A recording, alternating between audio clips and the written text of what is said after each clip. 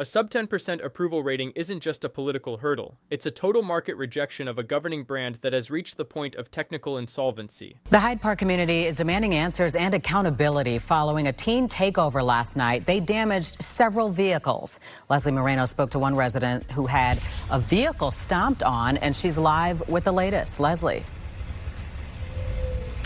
Hey, Don, good evening. Yeah, residents here in Hyde Park are extremely frustrated. I mean, we just saw one of these teen takeovers last week in the Loop. Residents here say that these are happening more often, and they fear that they're becoming more violent every time. Another teen takeover. This time in Chicago's Hyde Park neighborhood. This didn't end until like midnight. They were here for a long time. Crowds of teenagers flooded the street, stomping and walking over vehicles. It's the latest incident in what police and city leaders have described as a growing trend of so-called teen takeovers.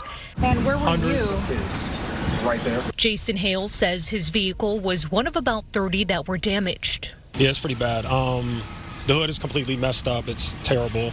I'd say like $1,000 worth of damage probably. I have dents everywhere, footprints everywhere.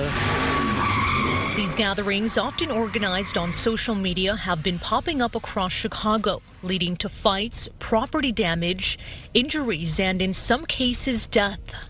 Jason believes it's all about kids having the right guidance growing up. Your kid should not be out here. When I was a kid, I wouldn't even think to do stuff like this. I'm just being honest, I wouldn't. But I had parents who guided me.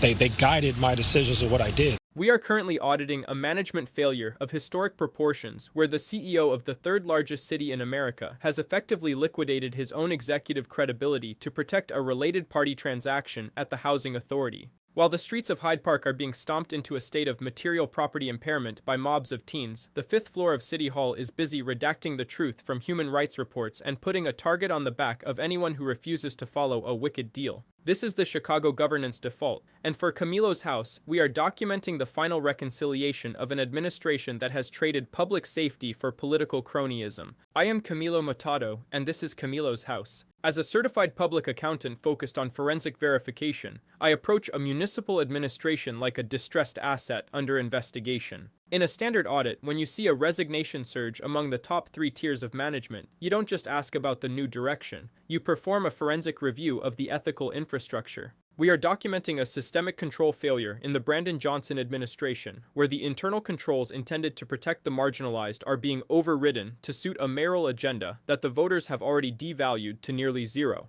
We are analyzing a scenario where the social studies teacher at the top of the ledger is failing his own stress test, leaving the taxpayers to amortize the cost of a city in total operational arrears. The operational chaos in Chicago has reached a state of functional anarchy. In Hyde Park, a teen takeover recently resulted in the material damage of over 30 vehicles, a property liability that is being calculated in the thousands of dollars by residents who are fed up with the insecurity premium of living in the city. From an investigative standpoint, these aren't just gatherings that exploit a regulatory vacuum. When a resident like Jason Hale finds his hood stomped and his vehicle completely messed up, he is looking at a management failure by the Chicago Police Department and the mayor's office. The teens as pupils narrative pushed by Brandon Johnson is a material misstatement of the risk. These are operational hazards that create a market of fear, where the guidance deficit of the parents is compounded by the accountability deficit of the city executive. We are currently witnessing a hostile takeover attempt by Mayor Johnson, who is trying to liquidate the standing of CHA Chairman Matthew Brewer. The audit trail reveals a conflict of interest that would be a primary finding in any corporate investigation. The CHA board voted 7-2 to select Keith Pettigrew,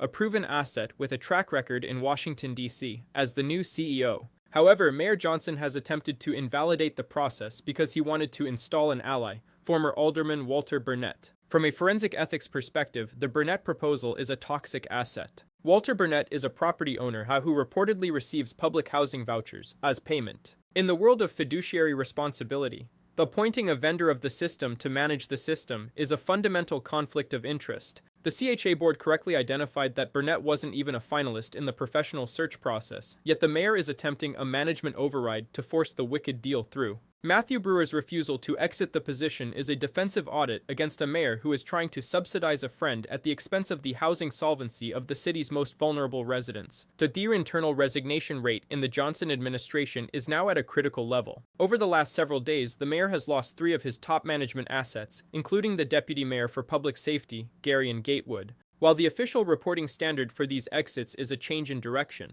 the forensic reality is a hostile work environment where if you are not on the team, there's a target on your back. This target-based management is a systemic risk that has led to a liquidity crisis of talent in City Hall. You cannot secure the streets or manage the human rights ledger when your senior partners are liquidating their positions to protect their own professional integrity. The most damaging disclosure comes from Nancy Andrade, who abruptly resigned with a statement that serves as a whistleblower's audit report. A licensed attorney stated that her resignation was in service of her oath and a strict code of ethics. This is a forensic signal of ethical bankruptcy within the administration. The material fact behind her exit is a reporting dispute over a study on anti-Semitism. Andrade's office produced a report in February documenting a rise in specific anti-Semitic incidents, but sources close to the audit reveal that the mayor's team attempted to redact the specifics. They wanted to dilute the disclosure, removing references to anti-Semitism to make it about hate in general. In professional auditing, redacting specific findings to suit a management narrative is a material fraud.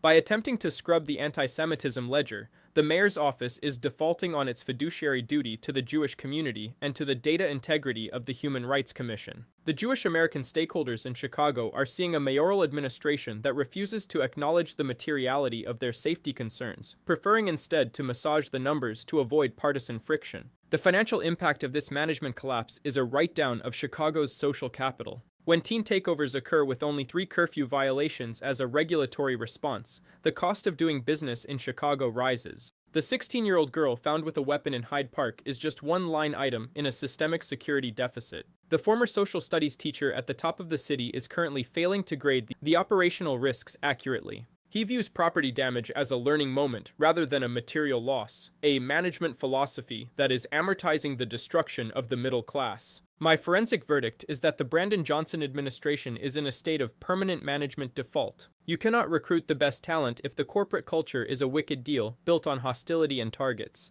You cannot audit hate if you are redacting the victims to suit your political ledger, and you cannot manage housing if you are trying to liquidate the professional search to install a related party beneficiary. The sub 10% approval rating is the market valuation of this failure. The Chicago electorate has certified the loss, and the only question left for the auditors of the ballot is how much more social equity will be liquidated before the management team is finally replaced. The 5th floor has become a silo of secrecy where the internal controls are functionally null and void. The audit trail leads back to a management strategy that prioritizes control over compliance. The teens in Hyde Park are just the visual confirmation of a failed executive branch. Until the city council performs a hostile takeover of the legislative agenda to restrain the executive, Chicago remains a distressed asset in the global market. I want to hear from you. Is the sub 10% approval rating a fair valuation of Brandon Johnson's performance, or is the management crisis even worse than the numbers suggest? Let me know in the comments. Your perspective is the only audit that matters when the future of the city and the safety of your property are sitting on the negotiation table.